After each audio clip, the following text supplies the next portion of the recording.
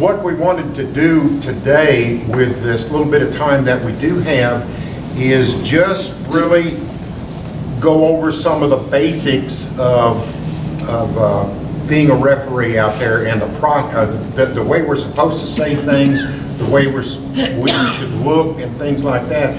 The whole object being that while we're out there, we all look good and we all sound professional when we get out there. So that's the purpose of what we're doing here. The subjects that we're going to cover are ones that I know Marcia and myself and a couple others have, as we traveled around the United States at different tournaments this year, we've made notes of things that we may not all be doing exactly according to the Ref Handbook. So that's why some of these subjects are, we'll go over them. Some of you will go as, damn, that's just as basic as it can be, but for some people that haven't read the Referee Handbook lately, it may be news to you. So we're going to go over those things here, and if we have time, we'll get some questions in at the end of it.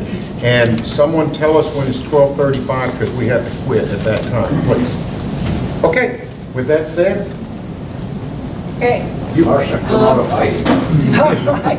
Okay, we're just gonna kind of gonna walk through a match or doing a game. Okay. So first thing when you go out there, what should you be doing? You should be checking the court, checking the area of the court, making sure that everything is in order, that there's not debris on the court, anything that needs to be removed from the court. And of course, you need to focus on the net. Now here at Nationals, we've got those nice semi-permanent nets, but they are subject to movement, just like any of the other temporary nets. Now for each court, they have been marked with a spot that's right next to where the net should be. So when you go out there, make sure the net is in place where it should be. We also have run into sometimes where the net is not at the regulation height. So you need to make sure that to check the net height, especially if it looks off, you know, it very well probably is off. So make sure you are checking the nets and the court area when you first go out there. Marcia, if I may, who do we then, if it's off, who do we contact? Okay, then you're going to get your court monitor to help with that. Now, Terry and Sandy will tell us more about the court monitors and what they will be wearing and how to identify them. Thank you. Okay, all right. From there, let's go on into our pre-match briefing. We've seen a lot of variation on pre-match briefings, okay? Very basic, what should be included. It's not the whole litany of what used to be and then we have the little cheat sheet on the back. We don't go through all of that. It's very simple now. Go out, do your introductions. Make sure you introduce yourself to the players and you know who they are, okay? You're going to also cover the match format. Match format is just, you know, it's 2 out of 3 games to 11 points, win by 2, or it's 1 to 15, win by 2. That's what we'll be using here at Nationals. Some of the other tournaments, it might be 1 to 21, win by 2. Okay, I believe on well, I won't go into that.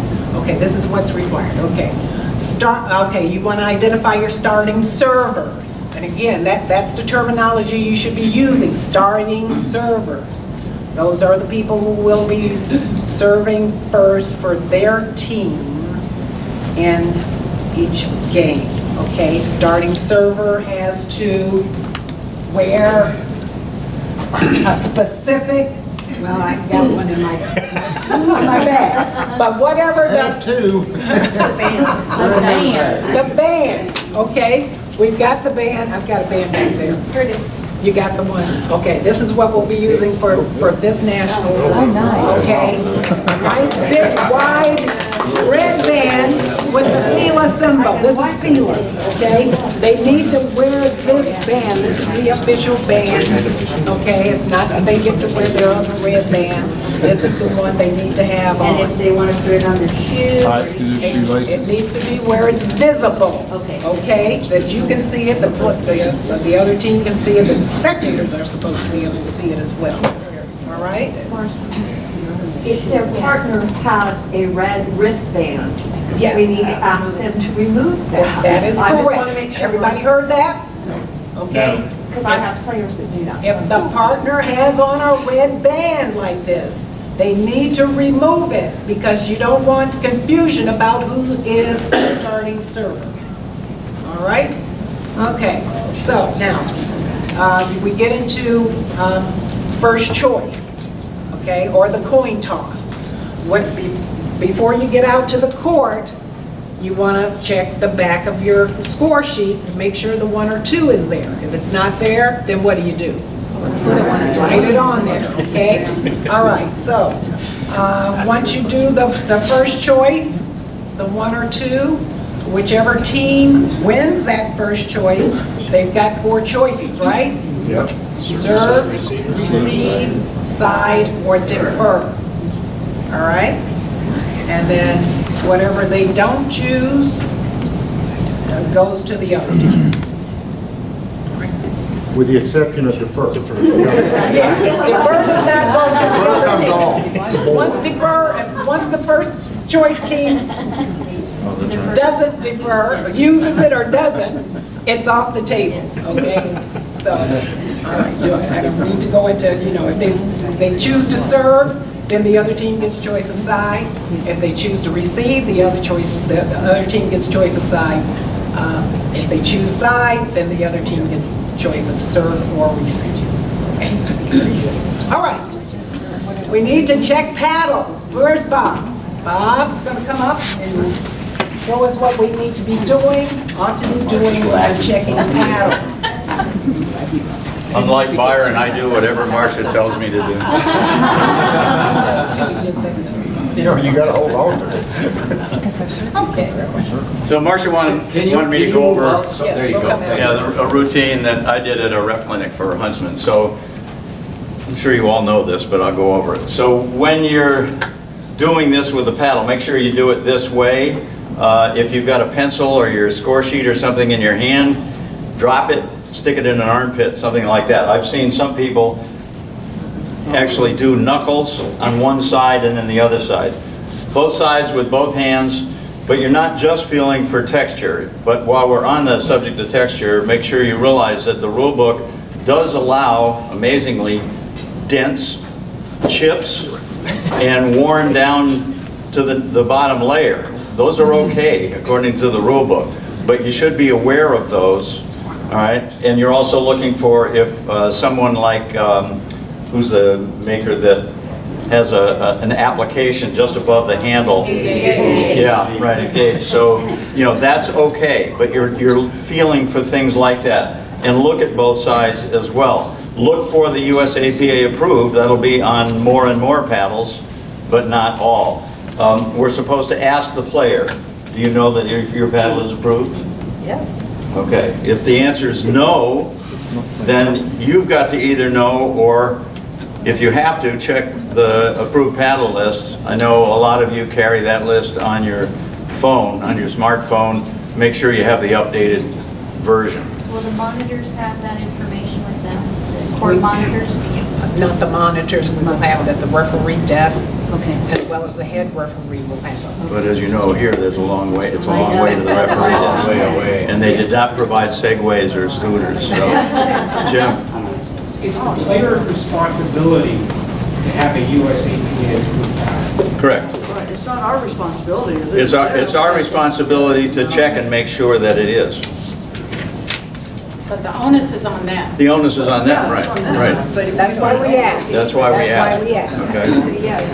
However, So, also check the margin of the paddle. Remember, anything applied up to an inch above the handle is okay, such as those free address labels we all get in the junk mail.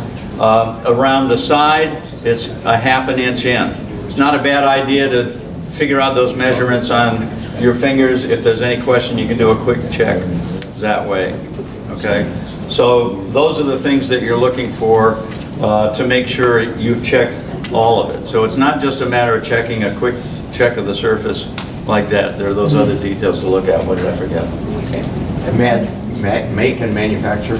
Oh, yeah, I knew, yeah, that's the obvious one. Yeah, you're also looking for the manufacturer's name and model name or model number, thank you. That's right, that has to be there. If it's worn off, they can't use it, correct? That's correct, because we don't know what paddle it is. Yeah, if you can't tell what paddle it is, that's But right. what if you can tell? It's worn off, but you can sort of make out what it is. If you can make out what it is, and you know it's an approved paddle, that's fine. Yeah, that's fine. Because we have somebody at home that plays for one company, but he plays a different paddle, and so he's taken a Sharpie and blacked it all out. So we basically can see what it is. Okay, and Sharpie markings on the surface are approved.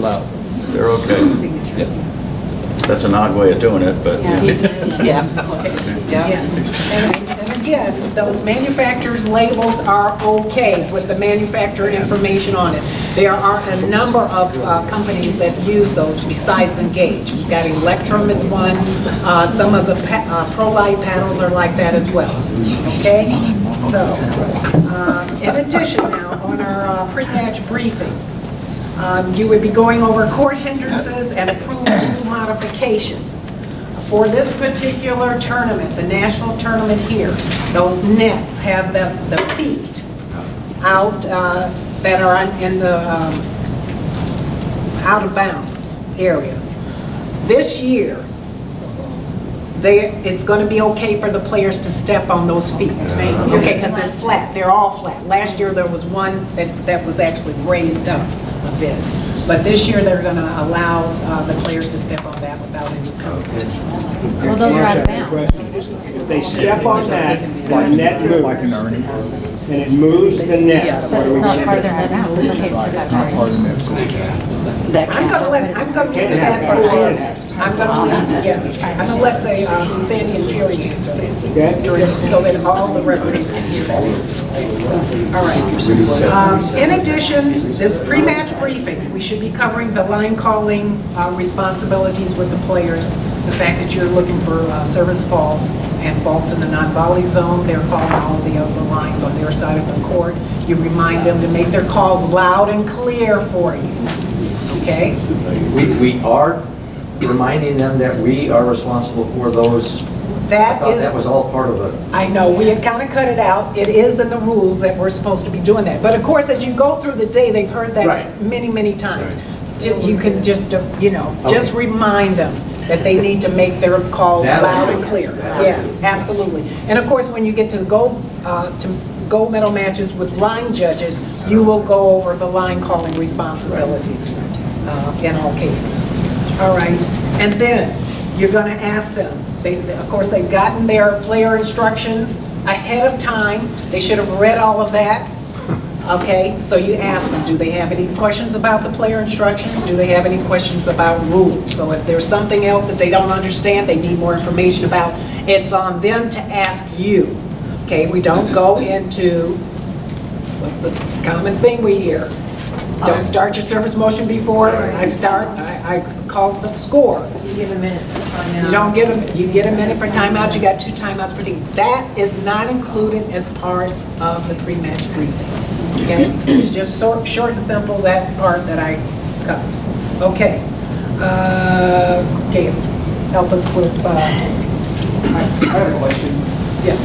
Question 2, please. Red bands, is it mandatory that they wear them? Yes.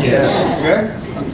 The feet, It's mandatory that they display them where you and the other team can see them. I don't want to wear the philo one. I have my red band that I tie on my shoe. Can I play, ref? No. You can take the fila one and tie it in your shoe, but they, Or turn it inside out. The feet now that are going to be not a fault stepping on it, was that sent out to the players?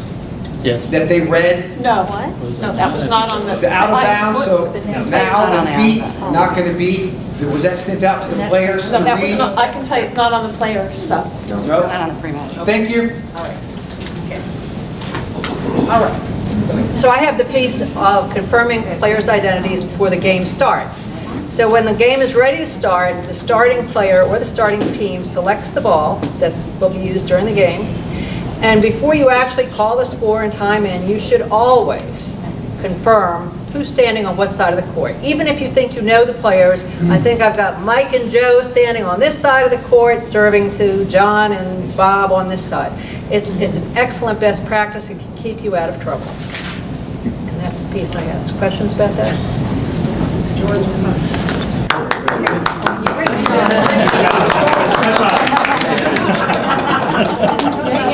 She's got Act 2 coming up. Oh, okay.